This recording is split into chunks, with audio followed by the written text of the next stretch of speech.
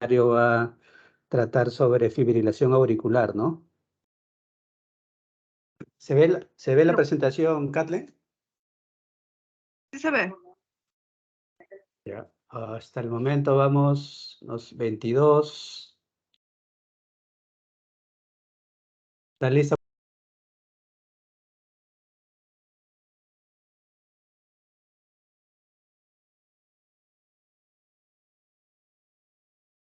¿Es de los que le han llegado el correo o de los que no han mandado? De los que no he recibido el trabajo. Ah, ya, doctor, yo estoy en esa lista y yo sí le envié ayer no. Tengo ¿Después de la hora o no, dentro de la hora? como que a los 15 Doctor. minutos o 20 minutos. Por Yo eso, lo envié inmediatamente también. por eso, Yo lo envié verifique. inmediatamente en mi trabajo. Por eso la también, idea de la relación, calma, la idea de la relación es que verifiquen sus envíos, no vaya a ser que se haya enviado a otra dirección y en todo caso lo pueden reenviar, ¿no? Reenviándolo yo voy a ver la hora del envío inicial. Envíos. Hay una lista y sí Ah, enviar. Si no, Yo envié, mandar su... Uno por uno. sí, doctor, le decía, yo envié a Jaime Antonio Collins Sí. Camones. Ya, por eso es mejor haz un reenvío.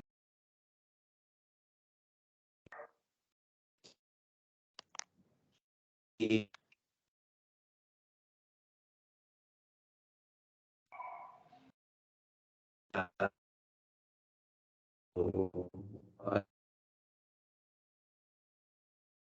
partió desde ella. Pero obviamente voy a ver la hora del envío inicial, ¿no? ¿Sí? Sí, doctor, que reenvíen, yo les estoy diciendo a los chicos que me reenvíen sus capturas para que podamos ver si Claro. reenvían la hora y el correo indicado. Así es. No hay problemas, porque a veces pudo haber ocurrido eso, pero supongo yo que si el envío fue a un correo similar, etcétera, claro, no les rebota, aparece como, pero no me llega a mí, llega a otro, ¿no? Y justo tengo un hermano. Doctor, pero o al menos yo, ¿no? He copiado y pegado tal cual nos ha enviado la delegada.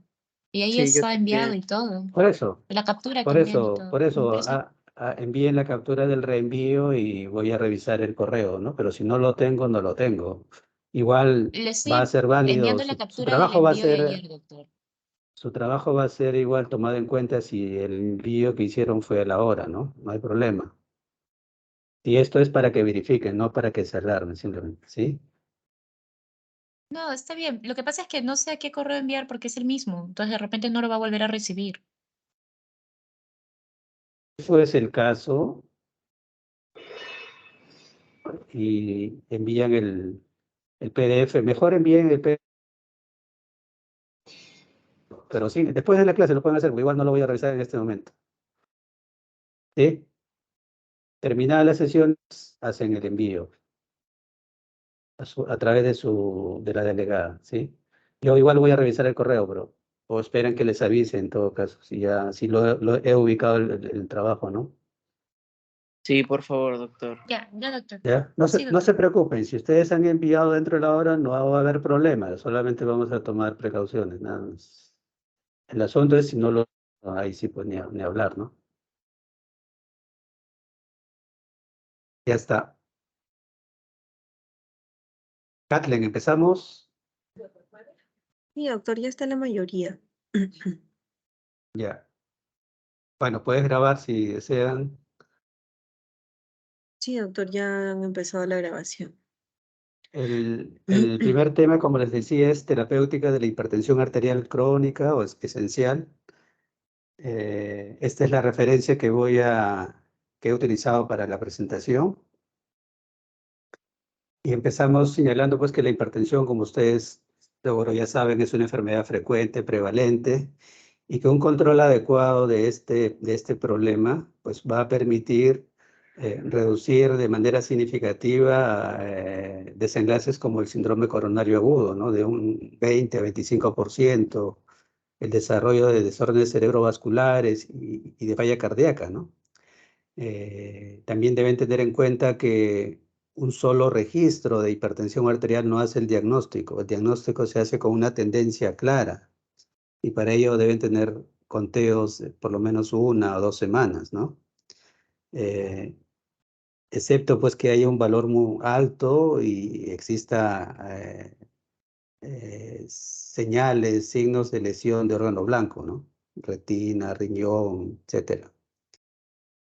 Y que por lo mismo el diagnóstico de una hipertensión arterial no implica necesariamente un tratamiento inmediato. O sea, eso también es claro porque lo que se debe buscar es el éxito a largo plazo, ¿no?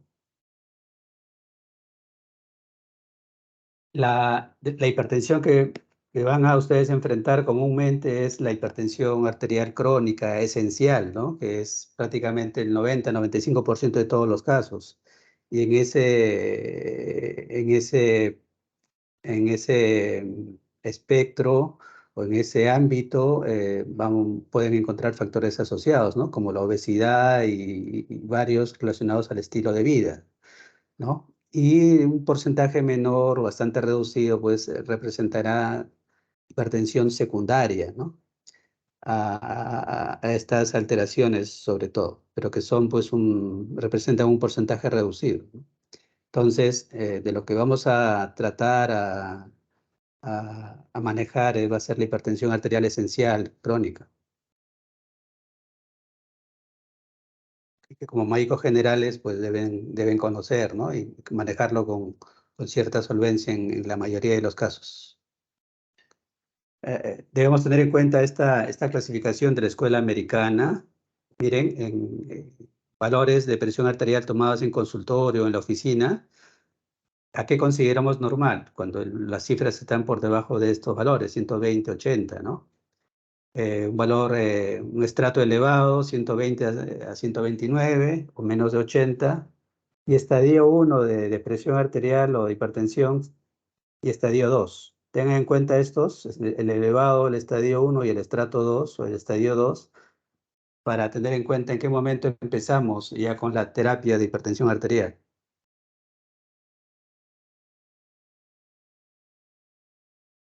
Aquí hay dos escuelas que vamos a tomar en cuenta generalmente, con las que tenemos mayor familiaridad, ¿no? La escuela americana y europea. Y el momento de decidir el inicio y las metas de la terapia van a tener que ver con el riesgo cardiovascular.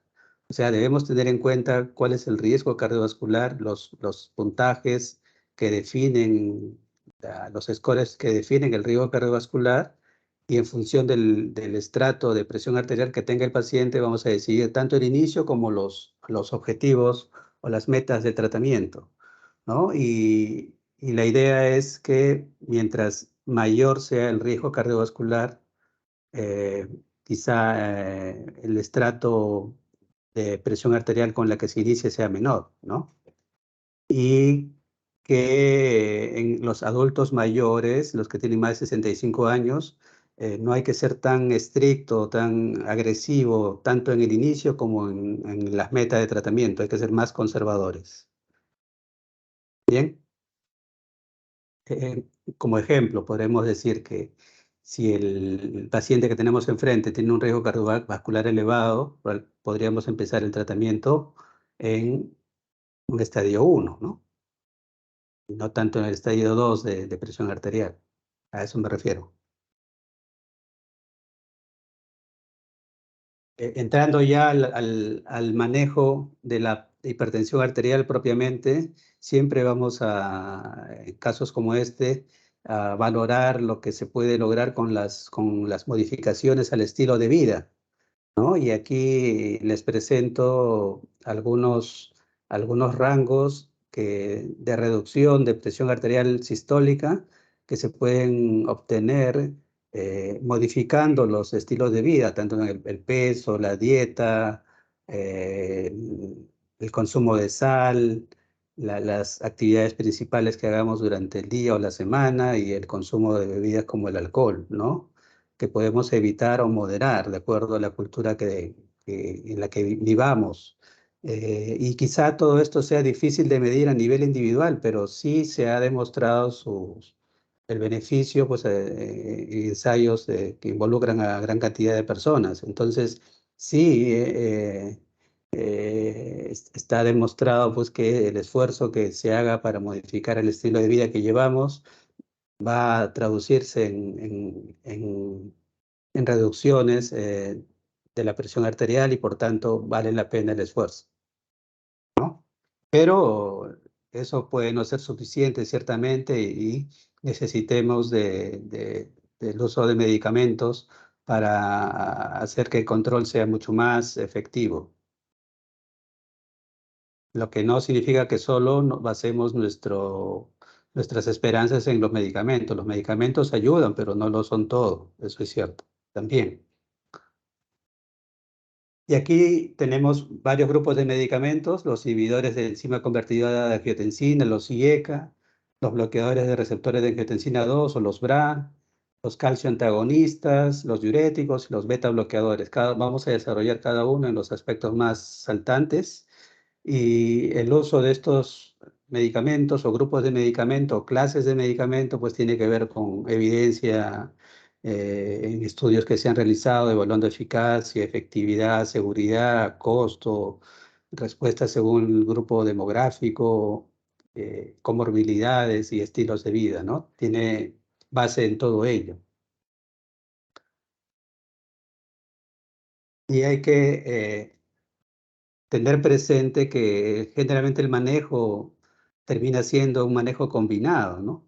Y desde un inicio incluso se va a intentar un manejo combinado para tener un control mucho más efectivo, ¿no? Porque no se trata solo de tomar medicamentos, se trata de verificar que los valores o los controles de la presión arterial están en niveles que son adecuados o que corresponden a la meta que tengamos de acuerdo al estadio, al estrato que tengamos, ¿no?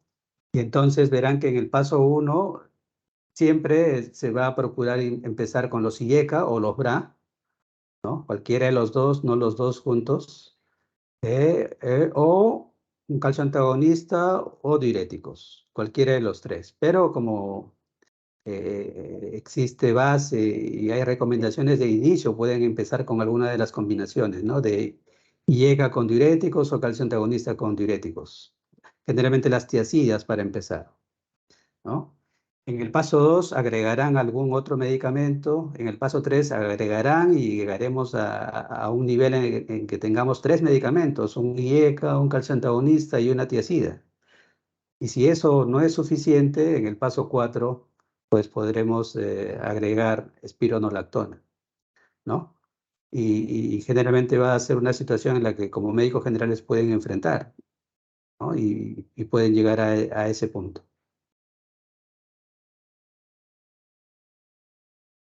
Empezamos con los IECA, están subrayados los que tienen más tiempo de uso, los que tenemos a la mano en el sistema de salud común o del Estado. Hay muchos más. La idea es que usen el producto con el que ustedes se van a familiarizar, con el que conocen de sus beneficios y sus riesgos, ¿no? Porque no solo hay que buscar efectividad, sino también hay que ver la seguridad. Y en esquemas de tratamiento indefinido hay que procurar que los regímenes que armemos, preferencia o máximo 2 veces al día, ¿no? Para facilitar su tiempo. Entonces ahí ven ustedes las dosis de los medicamentos. Ciertamente captopril, enalapril ya no se usa mucho. Lo que usamos con mayor frecuencia son los BRA, ¿no? Pero aquí hay otros medicamentos del grupo de los IECA que perfectamente podrían utilizar si ustedes comienzan a familiarizarse con ellos, ¿no? Y ahí están las dosis. También hay que decir que estos medicamentos vienen en combinaciones de dosis fija con tiazidas o incluso también con calcio antagonistas como el amlodipino. O sea que en el mercado hay combinaciones de medicamentos que pueden favorecer un esquema con el menor número de unidades de pastillas o de medicamentos, ¿no? En los BRA,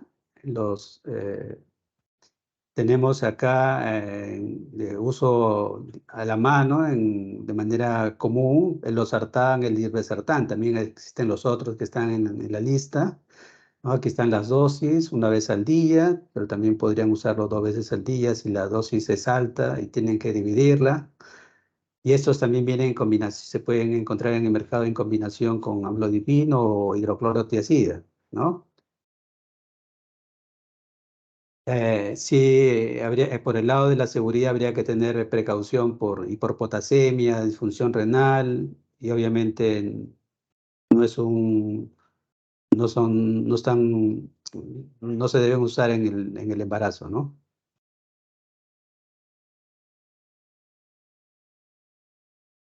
Respecto de los calcio antagonistas, acá tenemos 2 subgrupos. El primero, los dihidropiridina, donde están los medicamentos con los que estamos más familiarizados, que son el amlodipino y el nifedipino, ¿no? El amlodipino, una vez al día, en dosis de 2,5 a 10 miligramos, y el nifedipino de acción prolongada, de 30 hasta 90 miligramos una vez al día. Es distinto al nifedipino que existía años atrás, de 10 miligramos, el que era de acción corta, ¿no? Que teníamos que usar cada 4 o 6 horas. Pero terminó conociéndose que eso más bien era perjudicial porque había una respuesta de la frecuencia cardíaca de rebote, que lo cual era perjudicial al final, ¿no? Entonces, el nifedipino que podemos usar actualmente es el de acción prolongada, ¿no? Cada 12 horas o una vez al día.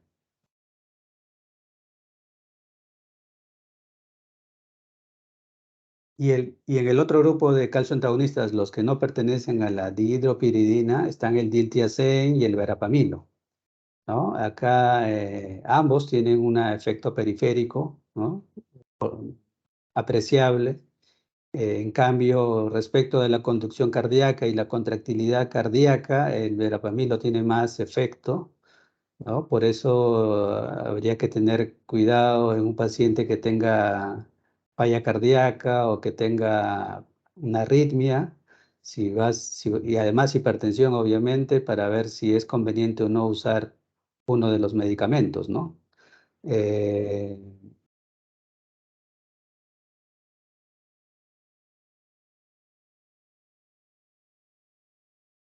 Respecto de los diuréticos, acá tenemos 3 subgrupos: las tiazidas, que ya lo hemos estado mencionando, los diuréticos de asa y los inhibidores de la aldosterona, ¿no? Eh, la espironolactona, que es el que tenemos para uso común.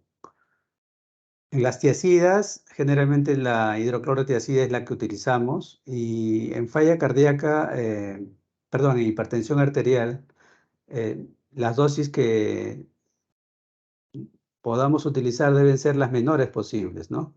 A menor dosis puede ser suficiente, porque más dosis, una dosis en el rango o nivel superior de manera prolongada e indefinida, expone al paciente a problemas metabólicos. Entonces, tampoco se trata de ello. Entonces, con una dosis de 12,5 o máximo 25, eh, podría ser suficiente, ¿no? Y si obviamente no va a ser un esquema de monoterapia, es conveniente acompañarlo de otra clase de medicamentos, ¿no? Como los IECA o los calcio antagonistas. Pero procuren no usar más de 25 miligramos al día, ¿no? Para tener un menor riesgo de los efectos colaterales que tiene todo medicamento. Eh, en los diuréticos de asa tenemos la furosemida, de uso común, frecuente, ¿no? Tanto oral, en su versión oral como parenteral. La versión oral viene de 40 miligramos y la versión parenteral en ampollas de 20. Miren, el rango de dosis es amplio, pero estos tienen que usarse 2 a 3 veces al día, ¿no? Eh, pero no es que sea un antihipertensivo per se. Su utilidad es más notoria o es real cuando de por medio hay una enfermedad renal crónica, ¿no? Entonces, en ese escenario sí puede representar una utilidad. Y aprovecho para decirles pues que si están en una urgencia hipertensiva, en emergencia, en triaje, no es conveniente indicar pues ampollas de furosemida como parte del manejo, ¿no? Eso no tiene una base adecuada y por tanto no sería una buena práctica clínica. En cuanto a los inhibidores de la aldosterona, la espironolactona, también disponible, uso común, 12.5, 25, 50 miligramos. Procuren no usar más que de esa dosis para el manejo de hipertensión arterial. Sí usamos mayores dosis en los casos de cirrosis para evitar el desarrollo, la formación de ascitis, ¿no? El hiperaldosteronismo secundario. Eh, y hay que tener cuidado pues con la hiperpotasemia, la acidosis metabólica y el desarrollo de ginecomastia, o sea que no es fácil prescribir, ¿no? Pero el que va a tomar y el que va a soportar los efectos colaterales son los pacientes, entonces hay que ser prudente en la dosis. Dosis intermedias probablemente sí sean más seguras, ¿no? Que dosis en el nivel superior.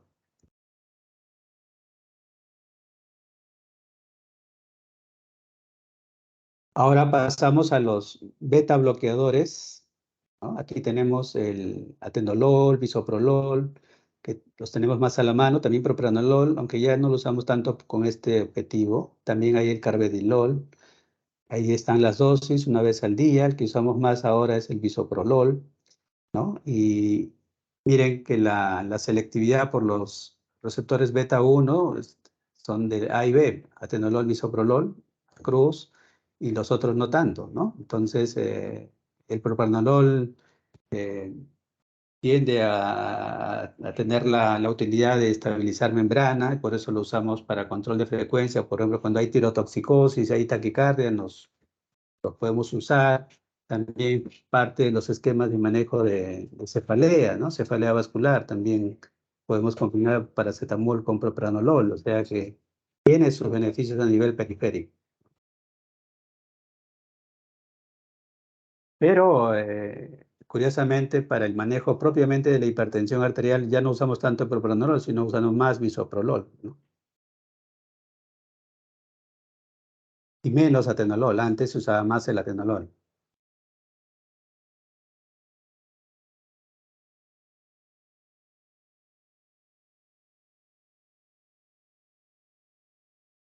Y ahora, también hay otros medicamentos que actúan a nivel central. Aquí tenemos metildopa, clonidina, reserpina. De estos, el que tenemos más a la mano es metildopa, ¿no? Ven que hay otro grupo que actúa a nivel periférico. Aquí tenemos la terazocina, que se utiliza para cuando hay problemas a nivel urológico, ¿no?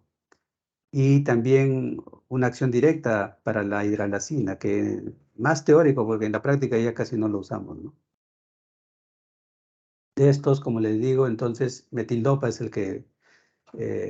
al que podemos recurrir si es que los resultados del manejo no son los adecuados, ¿no? Estamos frente ya a una hipertensión refractaria, entonces hay que usar otras alternativas de manejo.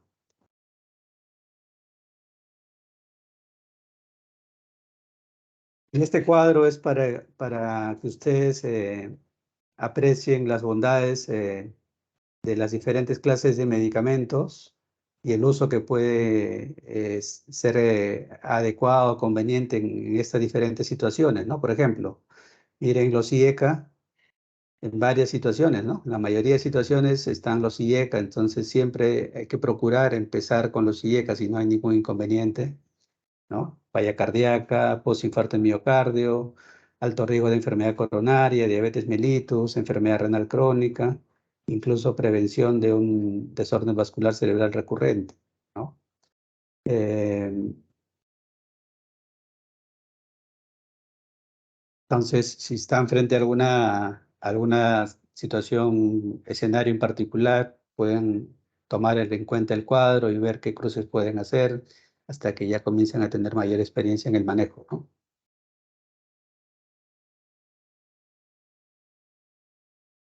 ¿Qué consideraciones demográficas también son importantes tomar en cuenta? Miren, la etnia negra, ¿no? La etnia negra, si ese fuese el caso,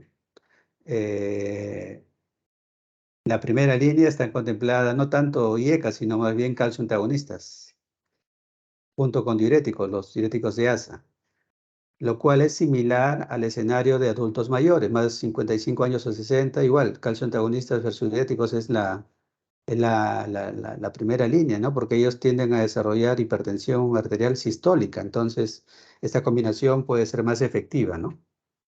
Y en los otros grupos etarios siempre empezar con los IECA, como les decía, ¿no? Y en la segunda línea van agregando los otros grupos de medicamentos que tienen ahí disponibles después. Y si ya tenemos todas las clases de primera línea empleadas o de segunda línea, entonces ya en el contexto de una hipertensión incluso resistente o refractaria podemos contemplar el agregar pues aldosterona, espironolactona o incluso medicación de acción central o periférica, ¿no? Si, por ejemplo, un paciente es adulto mayor y tiene problemas de próstata, de crecimiento prostático benigno, y usa alfa bloqueadores como parte del manejo del crecimiento prostático, eso puede tener un efecto también en el manejo de en los valores de la presión arterial, ¿no? Aunque no se traduzca necesariamente en un beneficio en otros desenlaces cardiovasculares, pero puede tener una fracción atribuible de beneficios, ¿no? Quizá no sea central, pero sí puede ser complementaria, ¿no?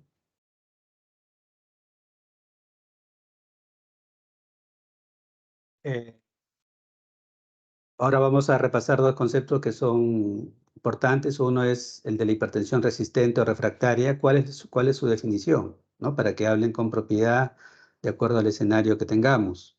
Esto implica que hay una falla en el control de la presión arterial, no hay un control efectivo, pero tenemos que estar seguros pues, que la adherencia es completa al tratamiento, ¿no? Con unas dosis razonables eh, y que el paciente esté recibiendo por lo menos 3 clases de medicamentos, ¿no? Que incluyan diuréticos, o sea, un IECA o un BRA, un calcio antagonista, o un beta bloqueador incluso, y diuréticos, podemos estar en esa línea, ¿no? Y en ese contexto, si es una hipertensión grave y además refractaria, bueno, podemos tener la opción de agregar espironolactona, pero también hay que ver si va a ser conveniente derivar el caso a un siguiente nivel de manejo, ¿no? Más por una mayor complejidad.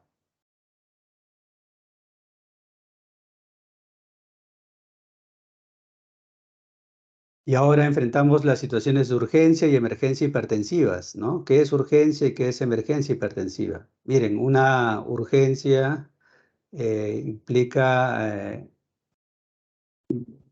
que el paciente pueda tener valores de hipertensión importantes, ¿no? Pero no tiene mayores síntomas, ¿no? O son escasos. Y en cambio, eh, una emergencia hipertensiva implica lesión de órgano blanco.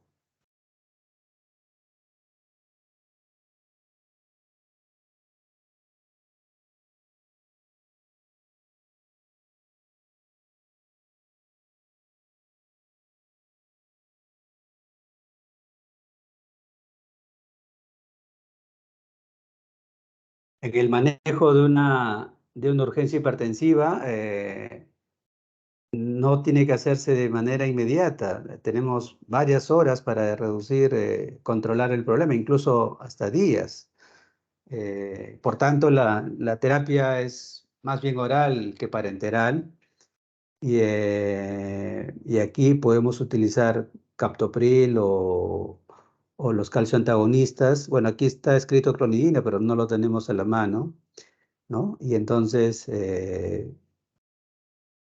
hay por hacer una tarea de más bien concientización, de tranquilización al paciente, a sus familiares, para verificar qué esquema están recibiendo y ajustar o mejorar los esquemas, hacerles, después de algunas horas de observación, decirles pues que deben tener un registro de los valores de la presión y empezar con el ajuste en el esquema que se pueda hacer y ir valorando el esquema que tienen en consulta ambulatoria, ¿no? Entonces, y darlo de alta verificando que no haya señales de peligro, ¿no? De órgano blanco.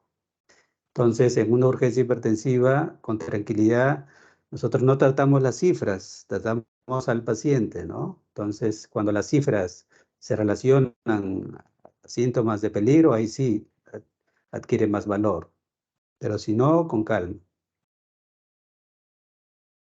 Y en ese sentido, estar en una emergencia hipertensiva sí representa pues daño crítico de órgano blanco, ¿no? El paciente puede tener valores altos de presión arterial como las que se indican aquí, una presión arterial diastólica mayor a 130 milímetros de mercurio, pero además cuadro de encefalopatía, hemorragia intracraneal, edema pulmonar, disección aórtica, preeclampsia, incluso eclampsia, ¿no? Entonces, eso representa una emergencia hipertensiva. Entonces, pacientes en este escenario deben pasar inmediatamente a la unidad de choque trauma, ¿no?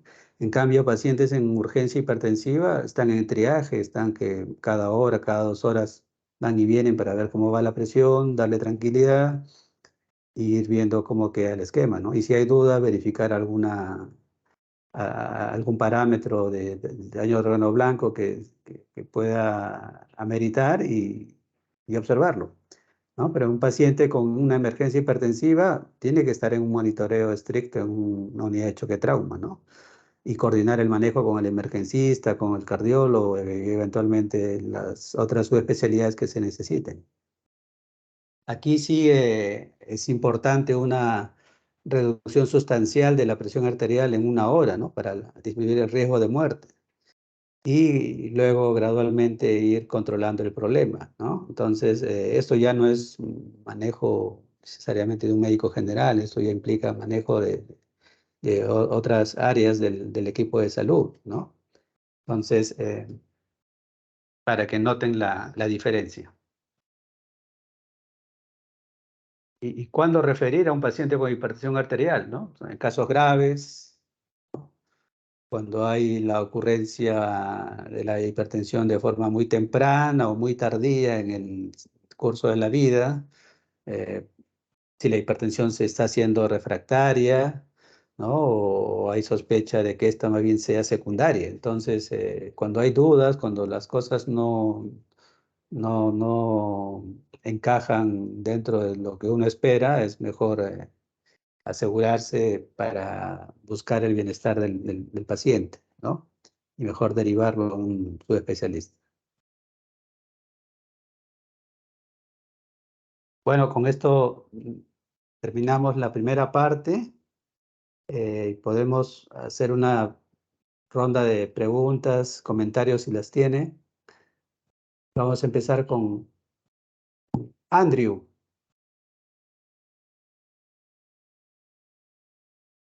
Andrew.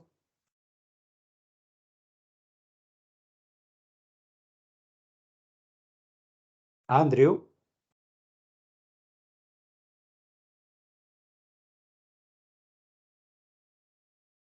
Andrew.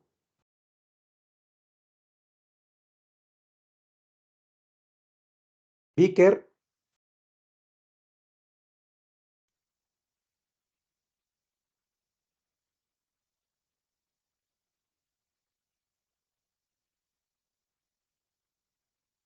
Hola. Sí se le escucha, Sí doctor. se lo escucha, doctor. No, a Mi Vicker, compañero digo. Vicker está hablando, está levantando también la mano, solo que Pero su no lo audio escucho. siempre le falla. ¿Y Andrew?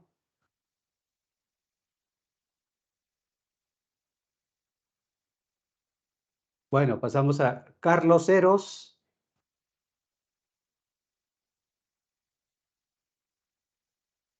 Sí, doctor. Carlos, Sí, doctor, presente. Todo claro, ¿alguna doctor. pregunta, comentario? Todo claro, doctor. Bien. Carlos Junior, Buenas tardes, doctor. hola. No, no, ¿Alguna pregunta, pregunta, doctor. comentario? Ya, No, doctor, todo claro quedó. está bien. Eileen, Fanny, Presente, doctor. Buenas tardes. sí, ¿alguna pregunta, comentario? Todo claro, doctor. Gracias. Bien. Loriano, Todo claro, doctor, y buenas tardes. bien. Francesca, Doctor, buenas tardes. No, todo sí. claro.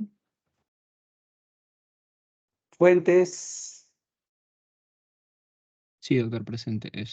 Sí, todo claro, doctor. bien. González, Grimito, Doctor, buenas tardes. hola, Todo claro, doctor. bien. Gustavo, Manuel, Doctor, presente. Doctor, sí ¿algo? tengo una consulta sobre los beta bloqueadores. Sí. Eh, Me mencionó que utilizamos ahora más bisoprolol. ¿Por qué no seguimos con atenolol u otro beta bloqueador? ¿O es que solo hay Ah, bisoprolol sí, en su podría usarse, cálculo? ¿no? Si hay, por ejemplo, enfermedad coronaria y además hipertensión arterial, quizá atenolol sea todavía pues mejor, ¿no?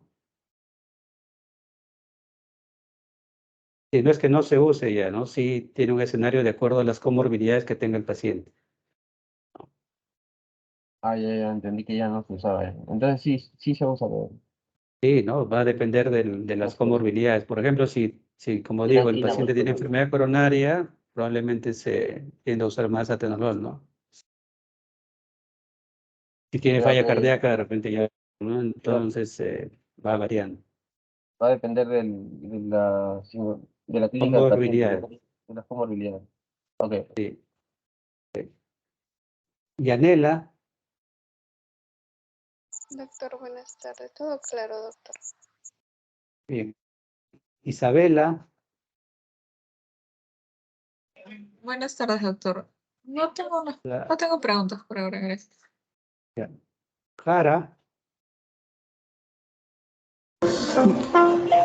No, sí, presente, doctor. Todo claro. ya. Jason,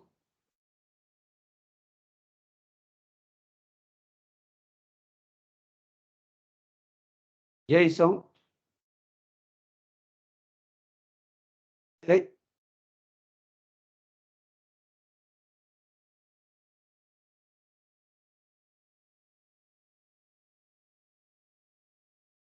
Jason,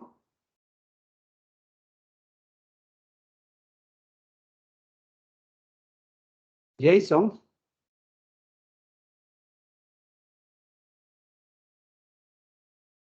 Juan Carlos, Sí, doctor, buenas tardes. No, no tengo preguntas, doctor. Catherine, del Milagro, Doctor, ¿me escucha? sí, Doctor, buenas tardes. Doctor, en cuanto a al captopril, que se puede usar en las crisis hipertensivas, ¿puede usar hasta una dosis de 100 miligramos como máximo o se puede considerar algo más de dosis? oh, sí, puedes usarlo cada hora o también un calcio antagonista, ¿no? Entonces, si el paciente, más aún si el paciente no tenía eso como parte de su esquema, ya puede comenzar a usarse, ¿no?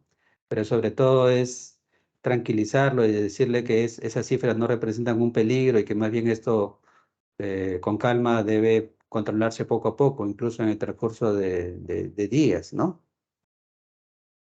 Verificando pues que no haya señales de órgano blanco, ¿no? Señales clínicas de órgano blanco. Claro. Más a Ok, veces es doctor. ansiedad que es un real peligro, ¿no? Entonces incluso a veces tenemos que usar también un analgésico o hasta un sedante, ¿no?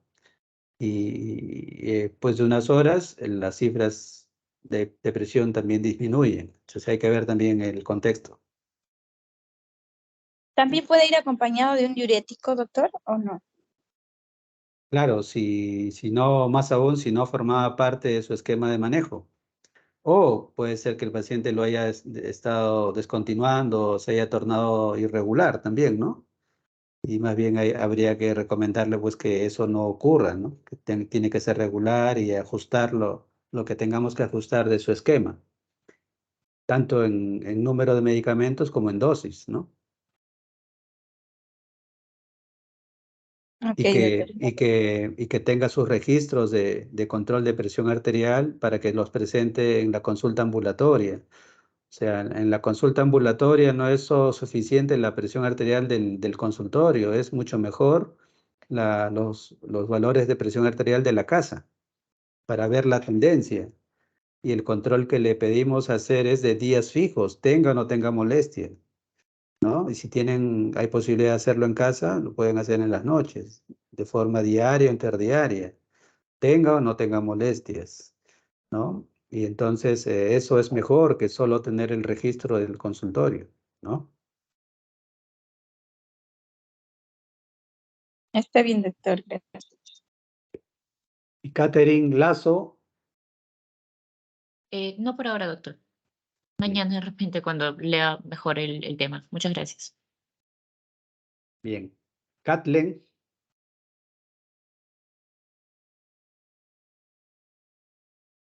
Sí, doc.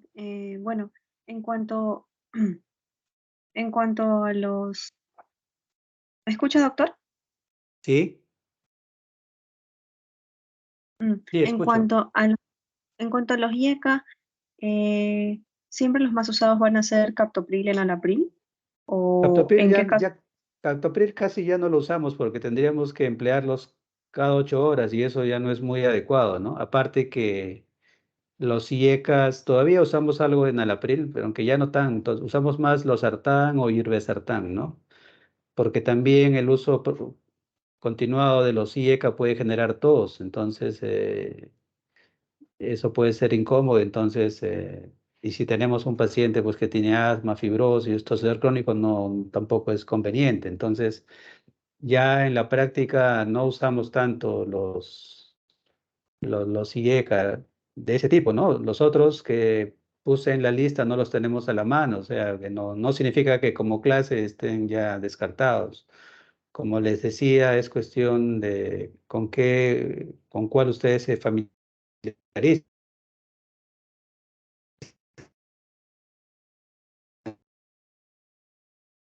Y sí, máximo 2 veces al día, ¿no? Ya que también Claro. ver si el paciente va a asumir el costo, obviamente también hay que tomar eso en cuenta, porque de qué vale que haga un esfuerzo para un mes, dos, y después cómo queda el tratamiento, ¿no? Hay que hacer que el esquema sea sostenible.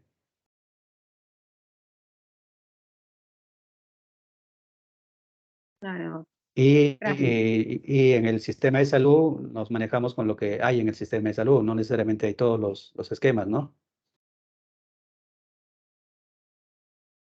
Pero en la práctica usamos más los sartán y ribesartán. Antes estaba también disponible el valsartán, pero ya eso fue descontinuado por los efectos adversos o riesgos, ¿no? Fue dejado de lado.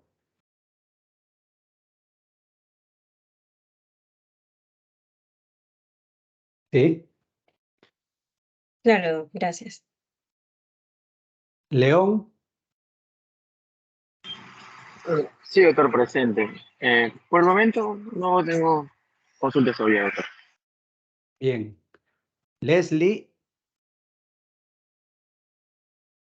Sí, doctor, buenas tardes. Doctor, buenas. con respecto a cuando dijo sobre la emergencia hipertensiva, mencionó que el manejo se tiene que hacer lo más antes posible, ¿no? El tratamiento menciona ahí que es endovenoso. ¿Cuál sería el mejor fármaco que se podría usar en esta emergencia hipertensiva? Y ahí la unidad de choque trauma tiene que estar preparada. Hay medicación, hay beta bloqueadores de uso parenteral, hay los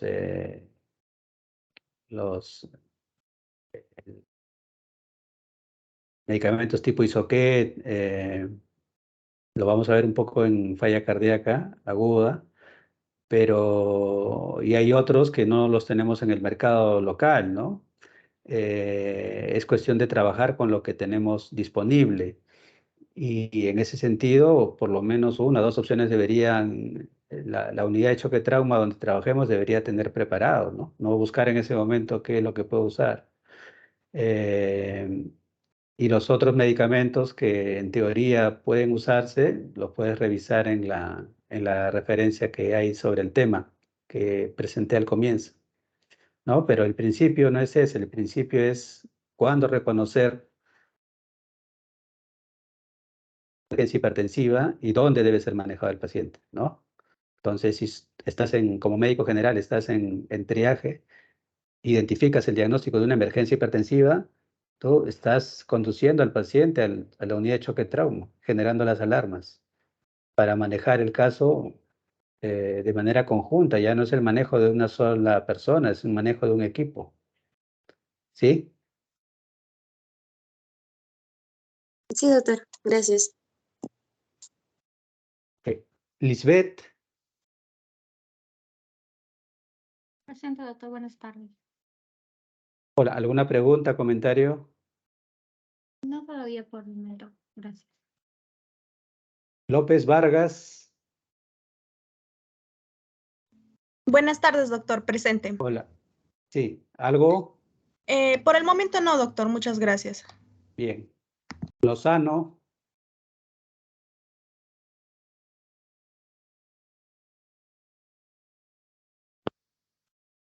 Lozano. Doctor, buenas tardes. Hola. No tengo ninguna consulta, doctor. Todo Bien. claro. Luis Liviak. Presente, doctor. Por el momento no tengo preguntas. Ya. Maita. Doctor, buenas tardes. Por el momento Hola. no tengo preguntas. Bien. María Andrea. Presente, doctor. Por el momento no tengo preguntas. Gracias. Bien. Méndez Sánchez. Buenas tardes, doctor. Todavía no tengo preguntas. Gracias. Bien. Navarro Mendoza. Buenas tardes, doctor. Sin Hola. preguntas todavía. Gracias. Noriega. Buenas tardes, doctor. Sin preguntas, gracias. Ya. Rosa Soledad. Buenas tardes, doctor. No tengo preguntas. Gracias. Bien. Tika. Todo claro, doctor. Bien. Kathleen. Sí, doctor, yo le respondí. Doctor, Sí, te decía para todo caso, para conectarnos con empezar con la siguiente sesión. sí, doctor. Doctor, le quería comentar, hay un grupo que es de 12 alumnos. Sí. Tienen tienen ahora su examen de geriatría y bueno, se les está juntando. Entonces, me están diciendo que para que sí se pueden retirar desde la compañera Manco hasta la compañera Noriega. Ya, los últimos, casi los Sí, últimos, ajá, ¿no? así es, doctor.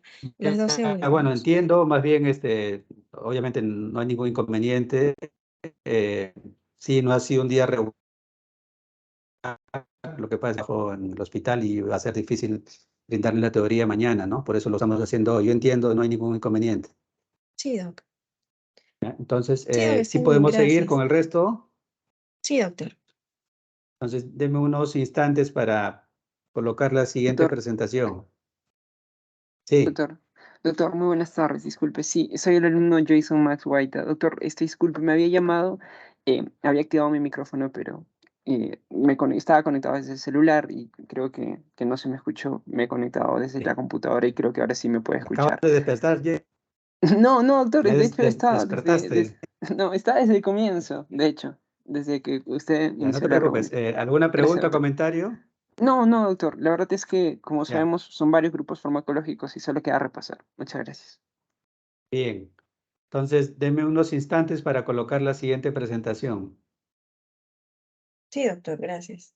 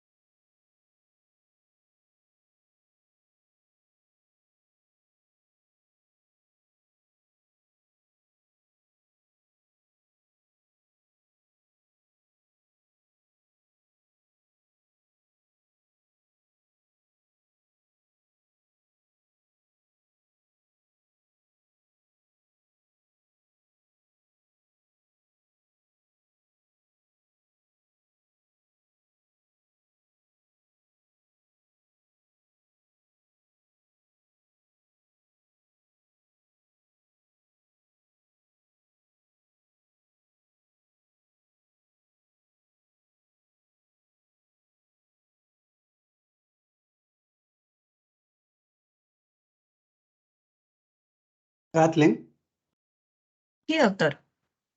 ¿se ve? Observa, doctor. Sí, ¿no? Sí.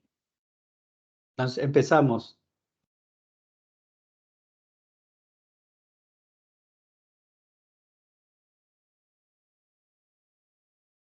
Bueno, el segundo tema a tratar hoy es el de falla cardíaca crónica, también aguda. Hay una parte al final referida a falla cardíaca aguda.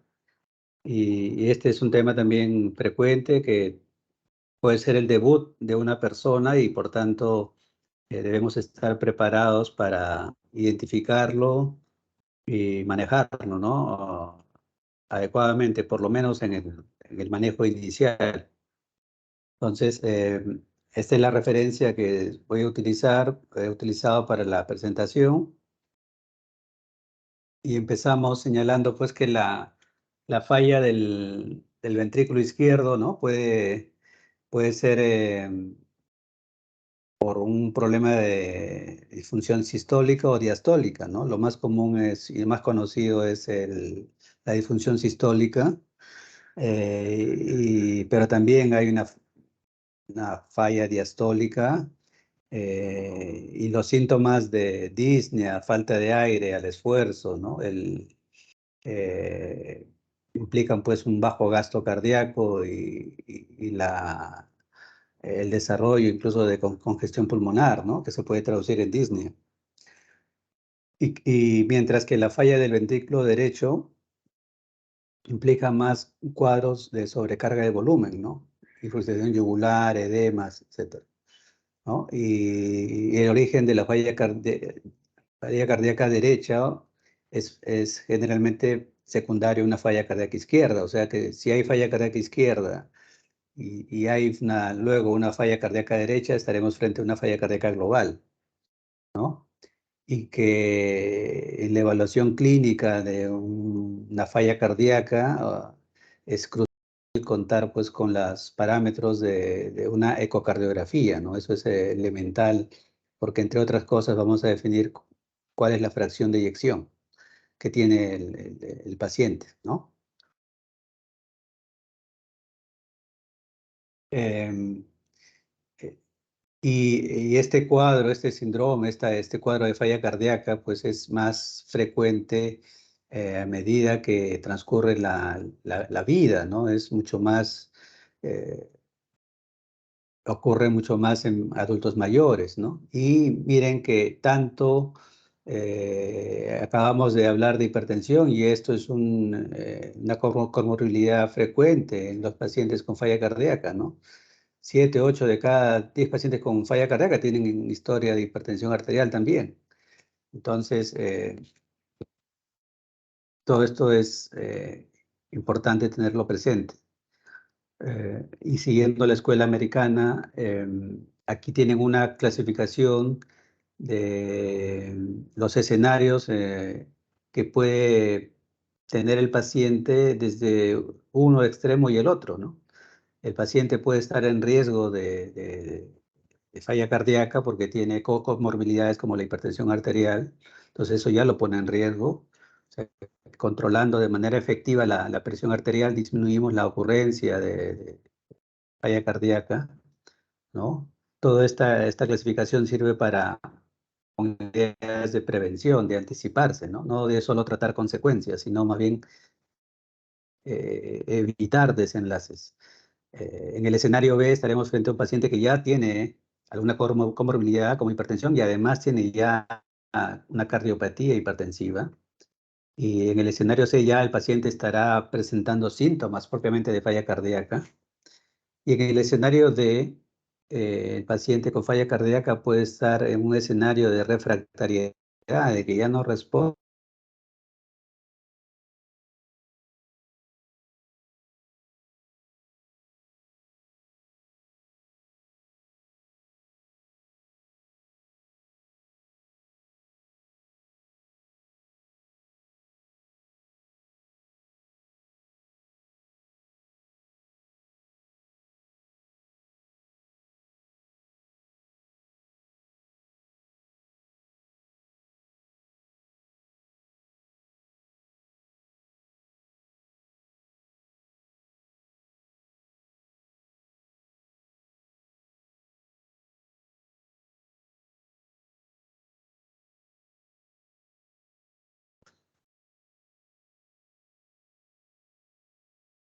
Fase 4 con síntomas de disnea en el reposo, sintomático en el reposo, ¿no? Entonces, cuando ustedes identifican un caso de falla cardíaca, un paciente con falla cardíaca, una persona con falla cardíaca, entonces no es suficiente eso, deben determinar en qué clase está, ¿no?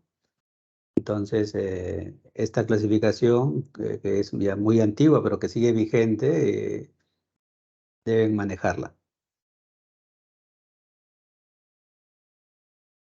Adicionalmente, debemos tener presente algunas pruebas complementarias para definir que solo el problema es de falla cardíaca y no hay otros más, ¿no?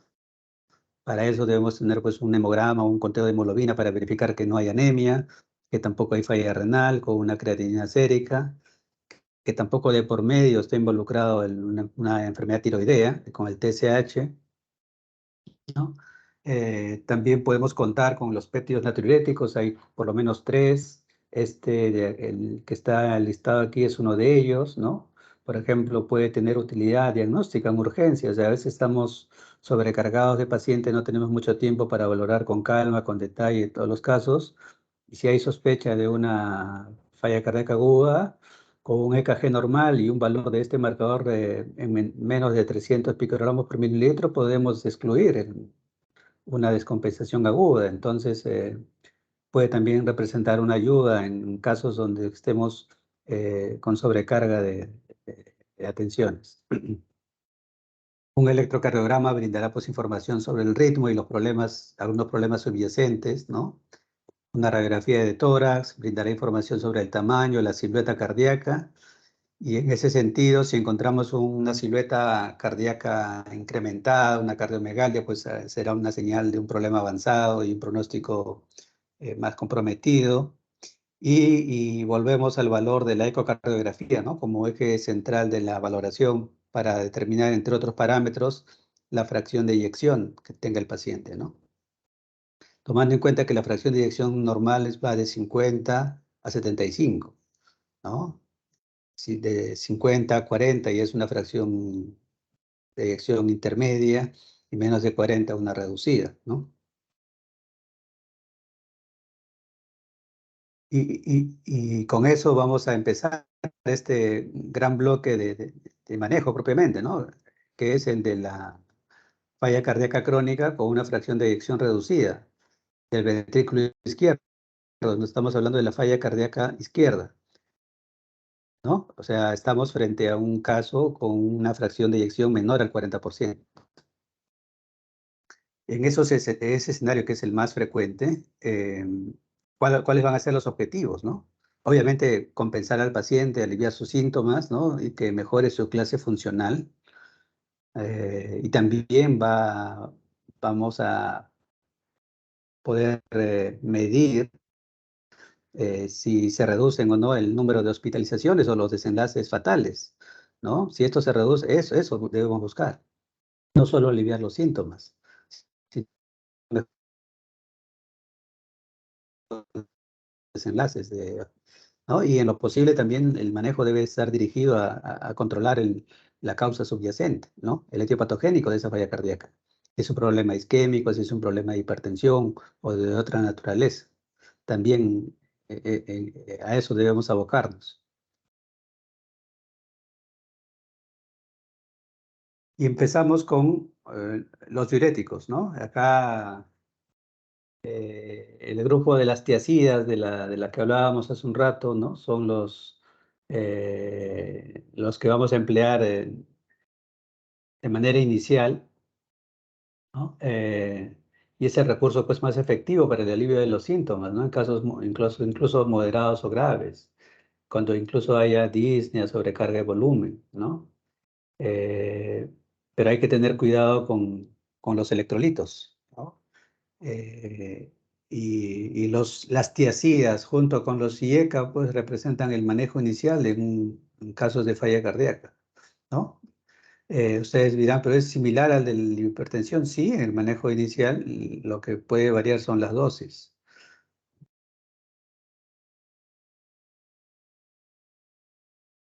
Ahora, aquí quizá tendamos a usar mayores dosis de hidroclorotiazida, ¿no? Que las que mencionaba para el manejo de hipertensión arterial. Y que las tiacidas representan un mejor control de la hipertensión versus los diuréticos de ACE, ¿no? Que son más útiles en el contexto de una enfermedad renal crónica. En ese marco, las tiacidas no las podemos usar, no las deberíamos usar si el filtrado del glomérulo ya está por debajo, ronda por debajo de 30 milímetros por minuto, ¿no? Y los efectos adversos, siempre les digo, no solo hay que buscar resultados en cuanto a efectividad, sino también tener cuidado con la seguridad. Y en ese sentido, debemos estar alertas a la hipopotasemia, depresión del volumen intravascular incluso que podemos generar una azoemia prerrenal, una injuria prerrenal, ¿no? Y estamos agravando la situación del paciente. Entonces tenemos que ir con prudencia, ¿no? Otras cosas que se pueden presentar son rash, neutropenia, alteraciones hematológicas, problemas metabólicos. O sea que el espectro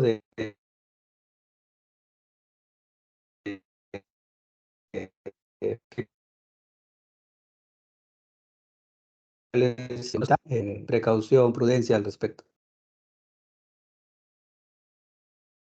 En casos ya avanzados, graves y sobre todo si existe enfermedad renal crónica, sí usamos diuréticos de ASA para compensar al paciente, ¿no? Teniendo cuidado con los valores de presión arterial. Estos actúan rápidamente, pero solo tienen corta duración, ¿no? Por eso es que hay que emplear los dos a 3 veces al día. Y aquí les menciono algo, ¿no? Si la creatinina sérica es normal, entonces no es cuestión de colocar altas dosis de furosemida, es cuestión de tiempo.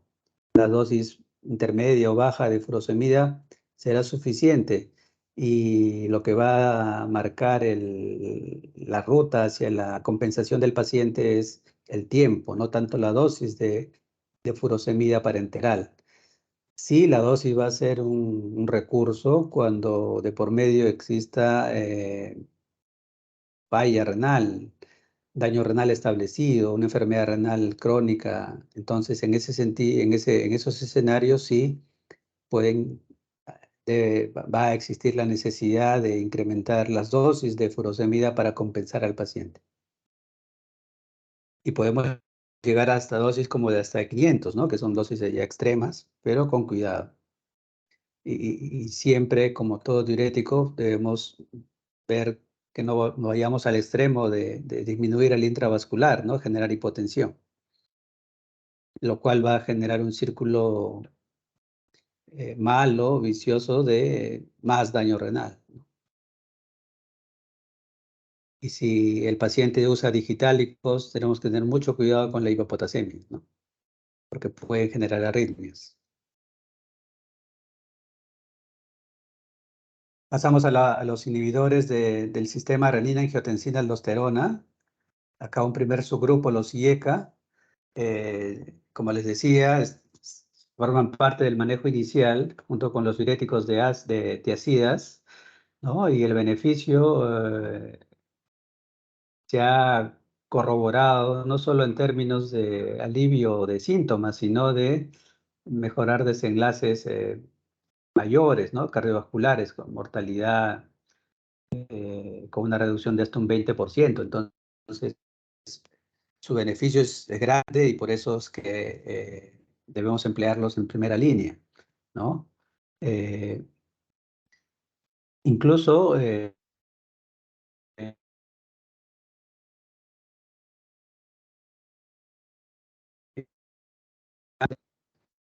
justamente para reducir la progresión a falla clínica, ¿no? Porque su uso implica una remodelación cardíaca con el tiempo. Pero el uso, la dosificación debe ser gradual, de menos a más conforme vaya tolerando el paciente, ¿no? En un lado, por lo menos,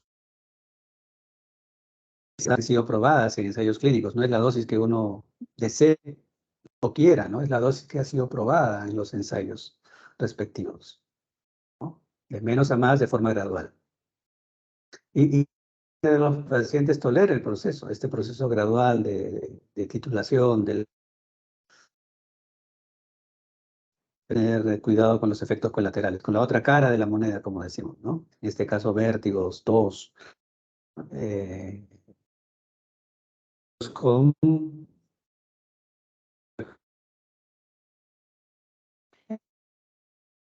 pacientes y a los familiares,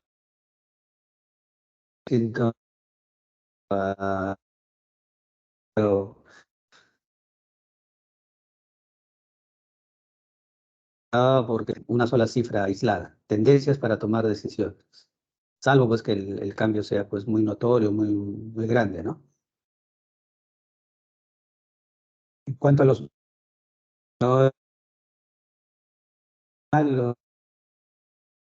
de receptores o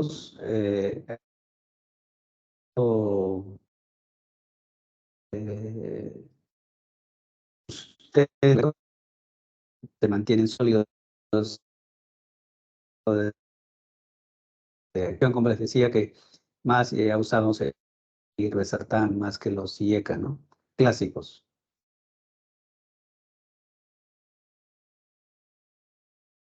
Inhibidores de la aldosтерona,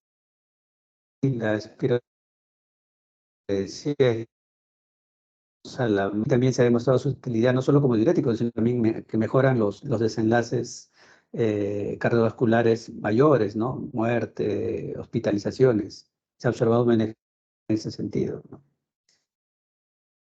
Debemos estar alertas al desarrollo de ginecomastia, ¿no? Hiperpotasemia. O sea, todo tiene su lado bueno y malo. Entonces hay que estar vigilantes. Y acá hay dos estudios, el RA, que evaluaron productos de esta clase, ¿no? Eplerenona y espironolactona. Pero el que tenemos a la mano para uso común, la espironolactona, y en la mayoría de los casos funciona, ¿no? Usar, emplear otro producto de un costo como para tener el beneficio. Pero en cualquier caso representa. Doctor,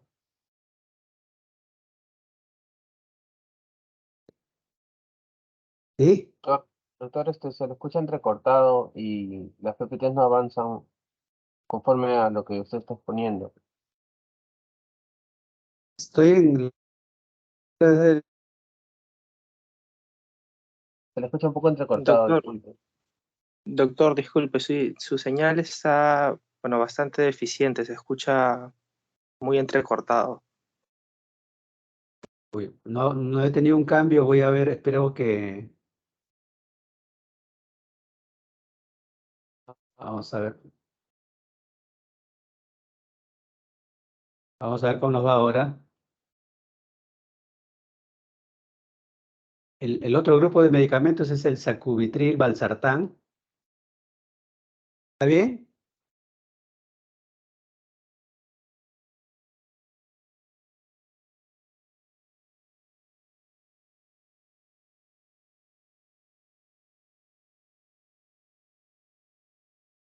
A mí me sale que la PPT está en el ítem C, inhibidores de la aldosterona.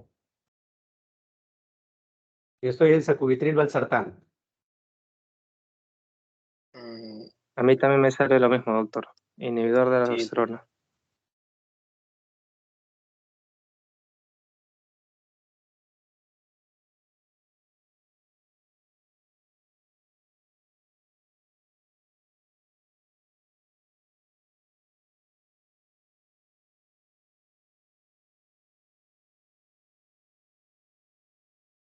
Ahora, Kathleen, ¿cómo estamos?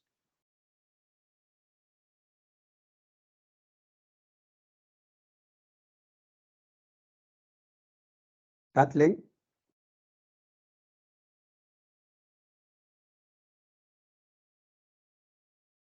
Kathleen.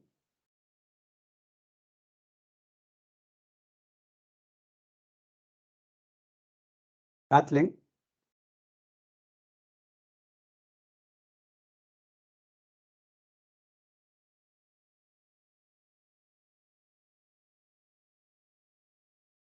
Kathleen.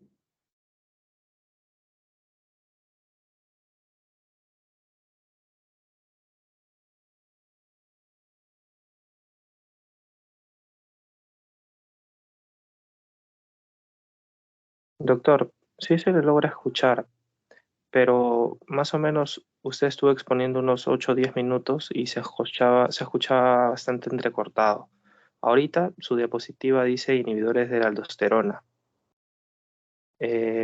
No sé, usted está mencionando que está ya en otra diapositiva, entonces parece que En la siguiente, el está sacubitril editando. valsartán. Ujú. Bueno, a nosotros nos salen inhibidores de la aldosterona. Qué extraño. Sí, doctor, sale inhibidores de aldosterona. Y no se mueve de ahí. ¿Voy a volver a entrar entonces? Doctor, si mejor intente volver a presentar. Sí, doctor, A ver, por favor. voy a volver a entrar a ver. Pero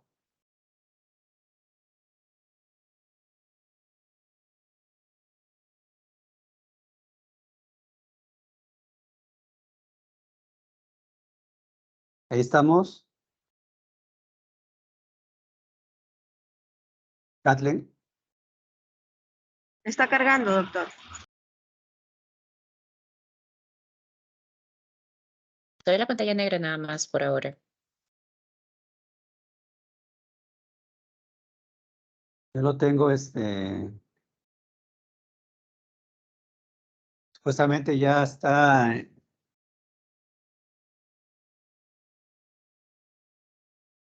¿Cómo estamos ahí?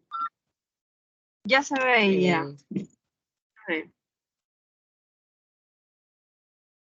¿Hasta qué punto se pudo apreciar con claridad? Creo que hasta llegué a segunda parte. Inhibidores de... ¿Hasta aquí? Retomamos esta parte Desde ahí entonces, sería ¿sí? bueno, doctor. Desde la Ya, 1 sería entonces, mejor, doctor, por favor. ¿estos? ¿Estamos ahí? Sí, doctor. Sí, doctor, ahí. Sí, les decía que los diuréticos... ¿Cómo? Está bien. Sí se observa ahora. Ya, les decía que los diuréticos forman parte del manejo inicial. Siempre podemos contar con el uso de las tiacidas, la hidroclorotiazida, ¿no? Y que esta es efectiva incluso en casos moderados a graves. Y que la dosis que podemos utilizar generalmente es un poco mayor a la que utilizamos para el manejo de la hipertensión arterial. Y que junto con los IECA representan el manejo inicial de la falla cardíaca, ¿no? Entonces, pero debemos tener cuidado si ya hay un daño renal establecido con un infiltrado del glomérulo menor a 30. En ese escenario ya no va a ser conveniente utilizar las tiacidas. Y que hay que tener presente el perfil de seguridad, porque aunque no sea muy frecuente, los efectos adversos son amplios. Entonces ahí tenemos hipopotasemia, hipotensión, y esta puede generar injuria renal o prerrenal, ¿no? También problemas hematológicos y metabólicos y hasta disfunción hepática. Entonces, no es cuestión de solo ir agregando dosis y sin tener en cuenta los efectos adversos que pueda desarrollar el paciente. Tenemos que tener prudencia.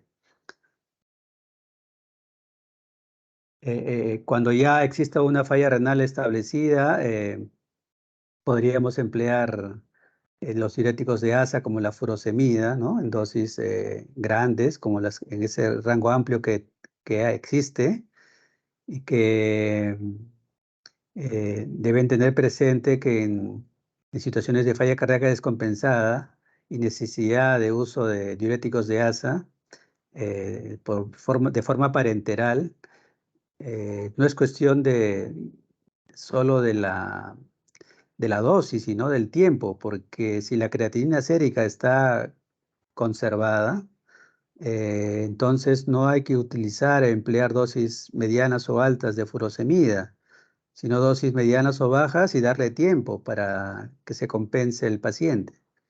En cambio, si de por medio hay un daño renal establecido, una enfermedad renal moderada o avanzada, entonces ahí sí podemos emplear mayores dosis de furosemida para compensar al paciente. Pero volvemos a lo mismo, hay que tener cuidado con la hipopotasemia, la presión arterial, porque podemos generar un riesgo de injuria renal si es que la presión arterial pues se compromete, ¿no? Demasiado.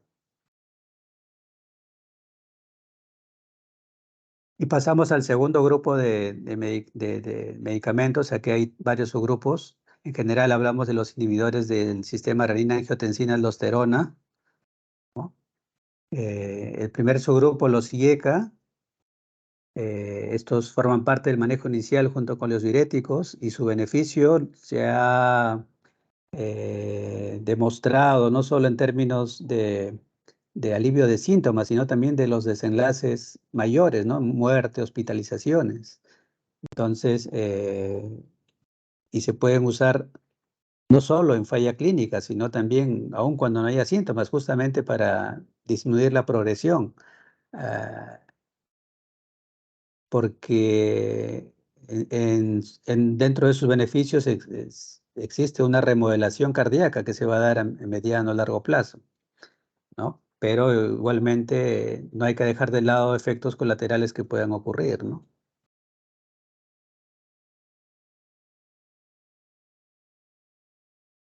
Y esa progresión de ese esquema gradual de incremento de dosis se puede dar hasta un periodo de 3 meses, ¿no? Con dosis que hayan sido probadas en los ensayos clínicos. No son dosis que nosotros impongamos, sino son dosis que ya han sido establecidas, ¿no? Pero que haya que ir de a pocos, de menos a más. Y la mayoría de los pacientes tolera el proceso, ¿no? Pero igualmente volvemos a lo mismo, hay que tener cuidado con los efectos adversos, el perfil de seguridad, ¿no? Y en este caso, ello incluye vértigo, tos, ¿no? Y hay que instruir al paciente y a su familia por los posibles efectos colaterales para tomar decisiones, ¿no? Y tomamos decisiones no solo con una sola cifra, sino con tendencias. Entonces, salvo pues que el cambio, la alteración sea muy, muy grande y que con una sola alteración tengamos que tomar una decisión de cambio o suspensión de los medicamentos. También tenemos a los BRA, como en el caso de la hipertensión arterial, pero aquí para el manejo de la falla cardíaca, los IECA siguen siendo sólidos. No hay siguen siendo preferidos, no hay una tendencia en la práctica a reemplazarlos como sí ocurre con los medicamentos clásicos para el manejo de la hipertensión arterial, ¿no? Les decía que en hipertensión arterial usamos más losartán y irbesartán, pero en falla cardíaca el mismo captopril, el enalapril siguen siendo usados, ¿no? Dentro de los clásicos, ¿no? Y obviamente las dosis van a depender de la tolerancia en ese proceso gradual de hasta 3 meses, como les decía, ¿no? De dosis pequeñas hasta lo que tolere el paciente en función de los valores de presión arterial, ¿no? No son dosis altas, son dosis pequeñas, fraccionadas. Y dentro de los inhibidores de la aldosterona, contamos, como ya lo están conociendo, la espironolactona, ¿no? Y su beneficio también implica no solo alivio de síntomas, no solo el efecto diurético, sino también la mejora en la sobrevida, como consecuencia de mejora en los desenlaces cardiovasculares mayores, ¿no? Muerte, hospitalizaciones.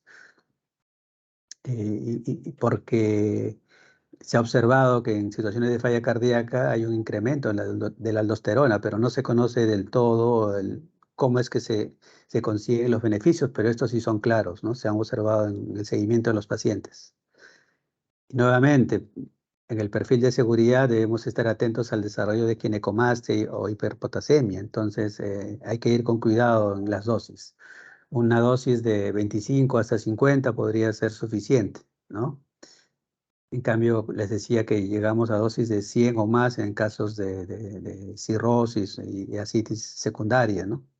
Aquí hay 2 estudios, el RALDES y el énfasis, que han comparado medicamentos dentro de esta clase. El que tenemos a la mano es espironolactona, ¿no? No usamos eplerenona, pero que eventualmente podría ser una alternativa.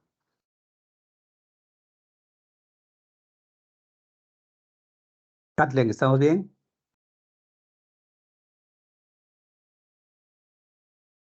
Kathleen. Doctor, ¿dice Caterina o Kathleen? Porque así se le está escuchando y también se le está viendo las diapositivas, doctor.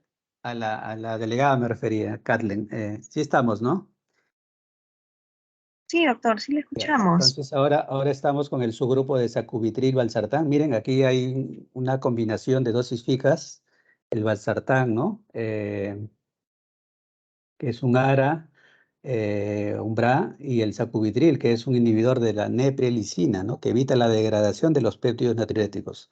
Los péptidos natriuréticos son por lo menos 3 y tienen beneficios en la homeostasis cardiovascular, o sea que lo utilicemos en valores altos son indicadores de falla cardíaca, pero en términos fisiológicos representan un beneficio en el equilibrio, en la homeostasis cardiovascular. Entonces, se ha observado que inhibiendo la neprilisina, junto con el valsartán, hay beneficios, ¿no? Comparados al enalapril. Entonces, miren, la mortalidad se redujo y las hospitalizaciones también hasta en un 20%. O sea, tienen su lugar. ¿Y cuál es ese lugar? Situaciones de falla cardíaca crónica con síntomas y que no sean controlados adecuadamente con los IECA, con los BRA, incluso beta bloqueadores o inhibidores de la aldosterona. Si ocurre eso, puede haber justificación para el empleo de esta combinación de dosifica, ¿no? Y en cuanto a los beta bloqueadores, miren, también está bien establecida la indicación porque hay una reducción también de la mortalidad hospitalizada, que son desenlaces mayores cardiovasculares, ¿no? Aunque no se conozca del todo cómo se produce este beneficio.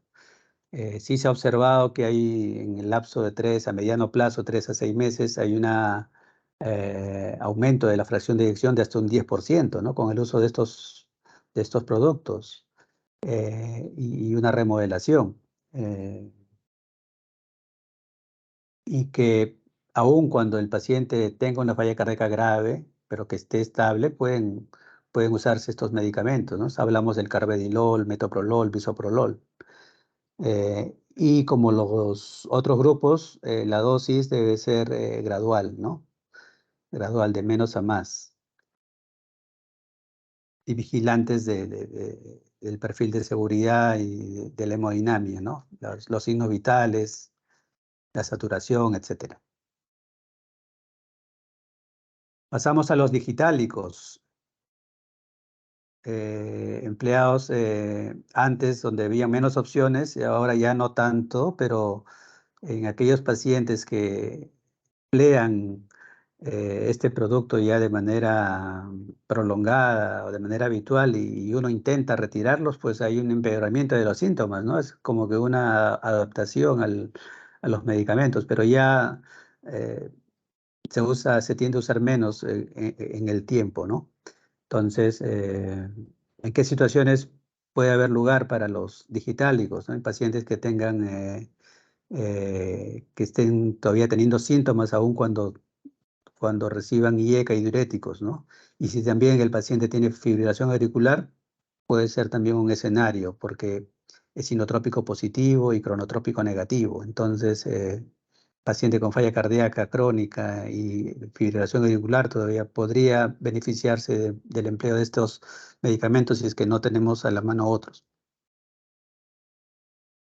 El problema con la digoxina es que su margen terapéutico es estrecho y con facilidad puede haber un alto riesgo de efectos colaterales y de interacciones medicamentosas. Por eso es que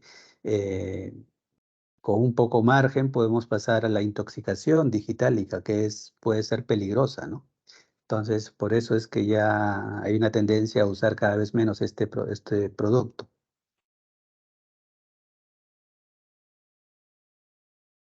La anticoagulación puede ser una parte del esquema de manejo, sobre todo cuando haya mucho riesgo de trombosis, ¿no? Y cuando haya una fracción de eyección muy baja, y también si hay una historia reciente de infarto de miocardio y embolia, ¿no? Entonces, se puede emplear anticoagulación oral con warfarina por 3 meses. Y aquí hay un esquema con Rivaroxaban, que es uno de los nuevos medicamentos anticoagulantes orales de acción directa, que a este esquema de dosis bajas no mostró beneficios, ¿no? Quizá en otro ensayo, probando otras dosis, pueda encontrarse un beneficio y represente una ventaja versus el uso de warfarina, que tiene el inconveniente de ser errático y tener varias desventajas, como seguramente vamos a ver en detalle en el seminario el día jueves.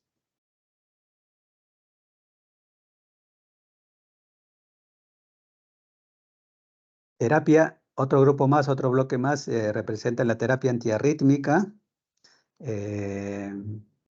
Y esto tiene una utilidad porque pacientes con falla cardíaca crónica tienen una ocurrencia apreciable de muertes súbitas. Entonces, la ocurrencia de muerte súbita es un hecho en este grupo de pacientes y en ese sentido la terapia antiarrítmica puede representar un beneficio. Se ha observado que tanto los beta bloqueadores, los IECA, los BRA, y la combinación de sacubitril, valsartán y la aldosterona misma, pues reducen la muerte cardíaca súbita, ¿no? Entonces, también el empleo de la amiodarona podría tener un lugar en ese sentido. Y esto es un aspecto que hay que tener muy presente, ¿no? Ya como miscelánea, quizá mencionar que este producto, la ivabradina, ¿no? Que es un antiarrítmico de clase 2A, que actúa a nivel del nodo sinusal, podría ser una opción ya en algunos escenarios donde no haya un control efectivo de la falla cardíaca, pero quizá ya sea más de manejo subespecializado, ya no tanto de manejo general, ¿no? Y mencionarles también el hecho de que las estatinas, como parte del manejo de la falla cardíaca en sí, no ha mostrado beneficios, lo que no significa pues que no sea útil, ¿no? Como parte del manejo del riesgo cardiovascular, en otros escenarios cardiovasculares, ¿no? En donde sí se ha reconocido la importancia de controlarlo y tratarlo, ¿no? Y aquí hay dentro de la miscelánea, dos subgrupos de medicamentos que se emplean para la diabetes, pero que curiosamente, paradójicamente, unos tienen efectos negativos cardiovasculares y otros beneficios, ¿no? Hablamos de la dapaglifosina, eh, que ha mostrado pues, reducir el número de hospitalizaciones en pacientes con falla cardíaca crónica, ¿no? Y entonces, independientemente si tienen o no diabetes. Entonces, un paciente con diabetes y que además tenga falla cardíaca crónica podría beneficiarse de este producto como parte de su esquema de manejo. En cambio, un paciente que tenga diabetes y además falla cardíaca no debería usar pioglitazonas, ¿no? Entonces, porque pueden empeorar la falla cardíaca. Entonces, eso lo menciono para que ya lo conozcan, ¿no? Pero no es que quizá vaya a representar un manejo de primera línea en las situaciones que van a enfrentar. Ahora, siempre hay una terapia farmacológica y no farmacológica, ¿no? En el caso de la terapia no farmacológica para falla cardíaca, esta sobre todo va dirigido a lo que podría representar los beneficios del manejo multidisciplinario, ¿no? Teniendo en cuenta que los pacientes con falla cardíaca tienen hospitalizaciones frecuentes, ¿no? 30, 50% en 3 a 6 meses, o sea, que salen de alta, reingresan, y si existiese un programa, un manejo multidisciplinario, ello podría mejorar, ¿no? También este equipo podría hacer que se implante un esquema gradual de ejercicios que mejore la tolerancia de los pacientes, ¿no? Y también en situaciones donde ya la falla cardíaca es avanzada, es grave, ya hemos agotado todas las opciones de manejo, eh, y asumimos que pues el caso es refractaria, pues, empezar con un manejo paliativo, también eso es una realidad y hay que enfrentarla, ¿no? Todo eso se puede manejar si es que existe un programa, un seguimiento a los pacientes para evitar que haya hospitalizaciones continuas o frecuentes. y entre otras medidas extremas, si se quiere, ya de manejo mucho más sofisticado, mucho más subespecializado, tenemos la revascularización coronaria, eh, el trasplante de corazón o incluso el uso de dispositivos externos como los que se mencionan aquí, ¿no? Pero eso ya entra dentro de la miscelánea, quizá para en casos especiales.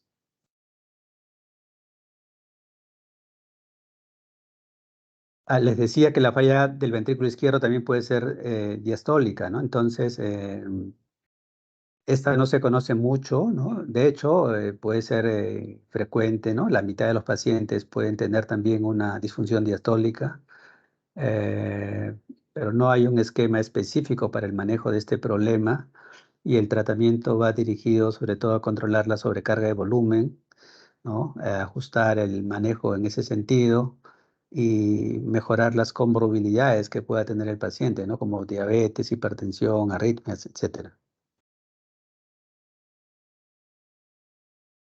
¿Cuál es el pronóstico en falla cardíaca? Miren, aún con una terapia adecuada, la sobrevida de los pacientes de 5 años bordea el 50%, la mitad, ¿no?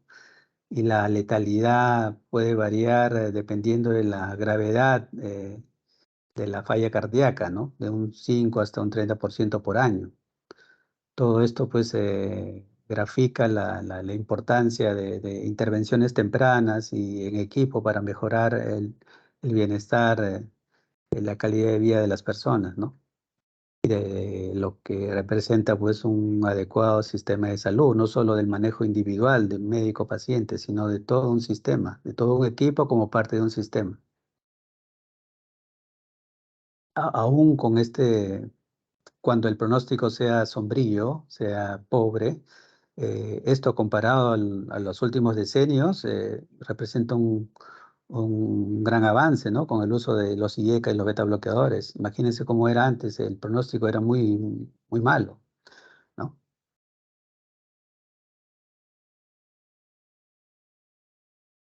¿Cuándo, para un médico general, cuándo referir a los pacientes, ¿no? Cuando la ocurrencia pues, de nuevos síntomas no tenga una explicación clara, algo está pasando, algo no encaja bien, entonces por precaución referimos al paciente, lo derivamos, ¿no?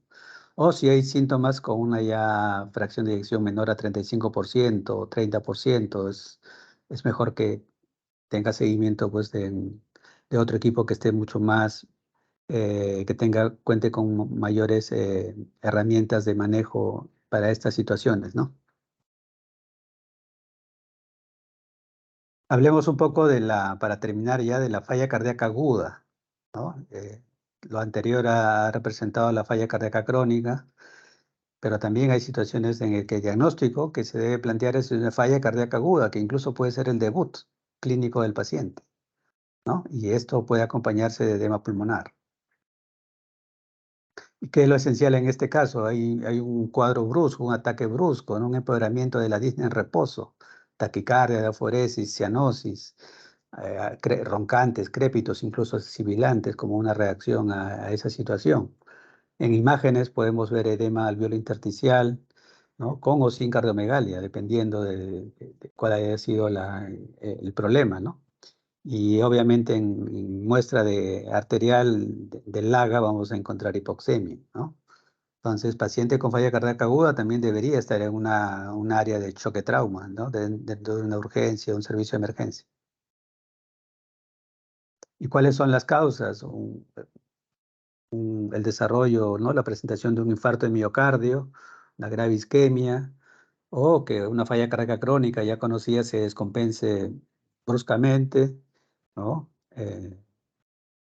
Una hipertensión grave, aguda, una emergencia hipertensiva, ¿no? Injuria renal aguda también puede ser desencadenante de ello. Y en cuanto al manejo, primera línea del AVE, como parte del ABC, la oxigenoterapia, ¿no? El oxígeno. Pueden usar Venturi o reservorio, y la ventilación puede ser no invasivo, incluso llegar a la necesidad de soporte invasivo para recuperar al paciente, darle soporte. El objetivo es que la presión arterial de oxígeno pues, sea mayor a 60 milímetros de mercurio, ¿no?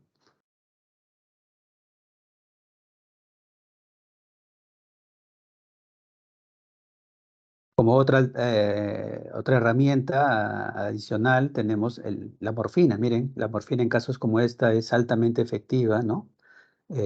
Con una dosis de 2 a 8 miligramos cada 2 a 4 horas. ¿Y esto cómo actúa? Mejora la capacidad venosa de los pacientes, la ansiedad, y eso facilita la ventilación. Pero hay que tener cuidado pues, porque puede haber retención de CO2, ¿no? Por afectación de esa dinámica ventilatoria. Entonces, siempre todo tiene un aspecto que hay que vigilar, no hay que entusiasmarse con solo buscar el lado bueno, sino hay que ver el lado que puede ser perjudicial para el paciente. También aquí hay un lugar para los diuréticos de asa, ¿no? Estoy hablando de la furosemida. Miren, furosemida, 40 miligramos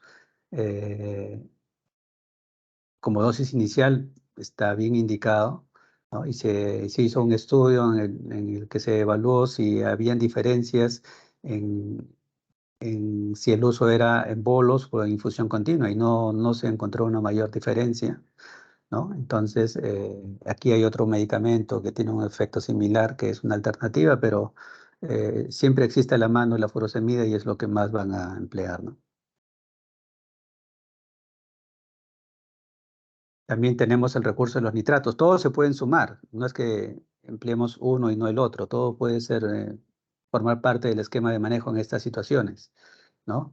Estos aceleran la recuperación clínica, ¿no? Mejoran la presión arterial sistémica y la del ventrículo izquierdo.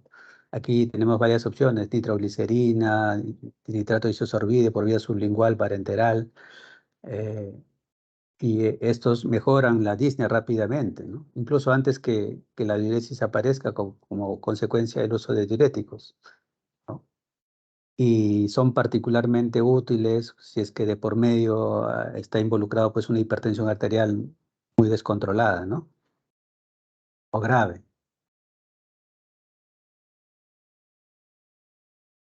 Aquí hay este producto, la neseritida intravenosa, que es una forma recombinante del péptido natriurético.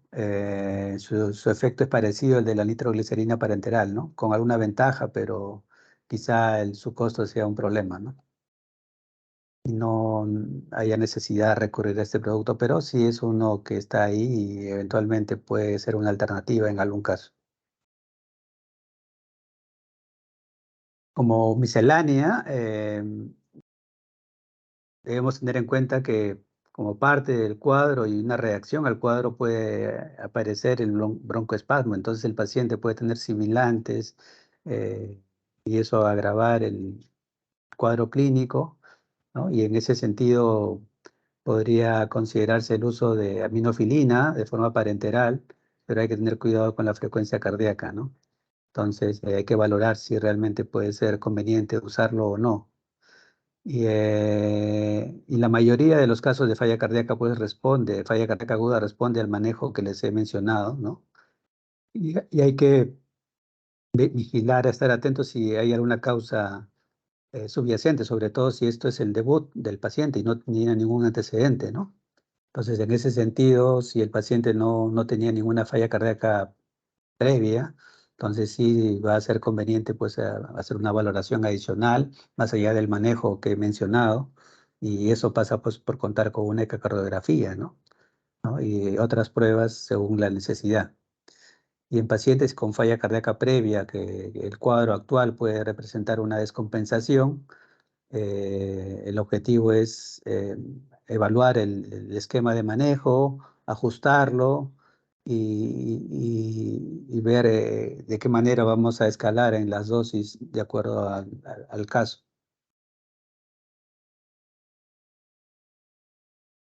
Con eso terminamos y podemos pasar igualmente a una ronda de comentarios.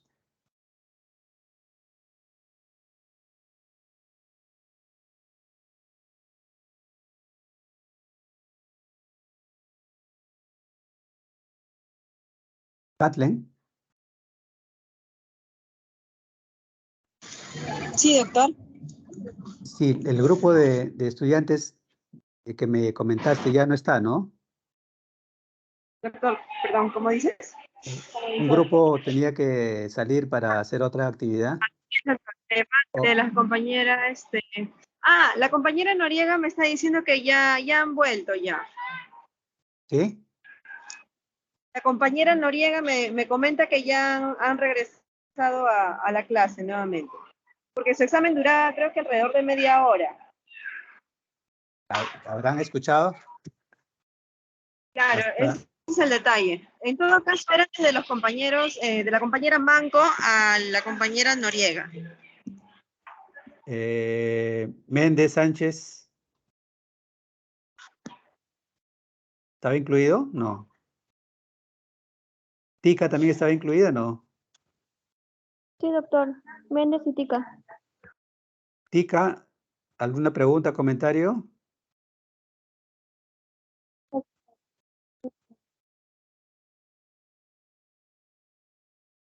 No escucho. Doctor, nosotros estuvimos dando examen, Méndez y Tica.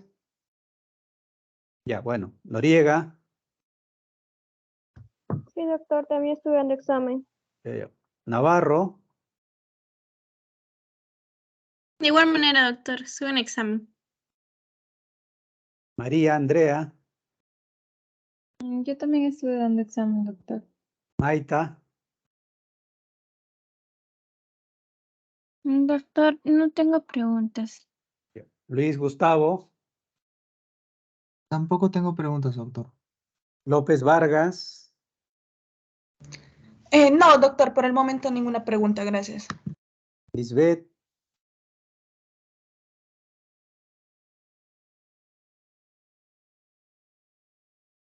Lisbeth. Doctor, sí, tampoco tengo preguntas, doctor. Ya. Leslie Giovanna. Tampoco tengo preguntas, doctor. León. Presente, doctor. Por el momento no, doctor. Disculpe. Kathleen.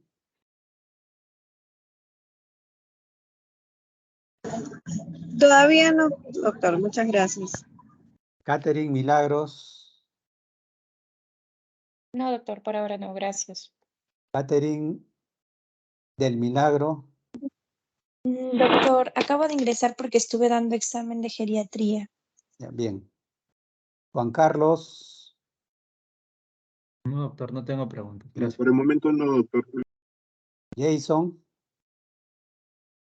Todo claro, doctor. No hay preguntas. Para.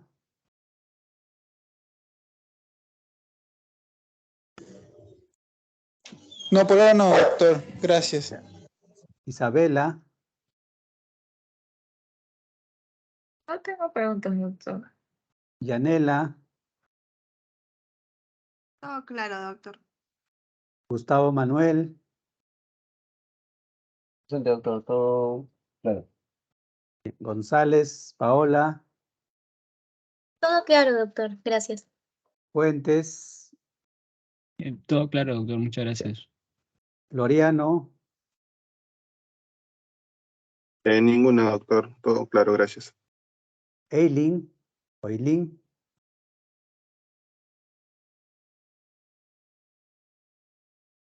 Eileen.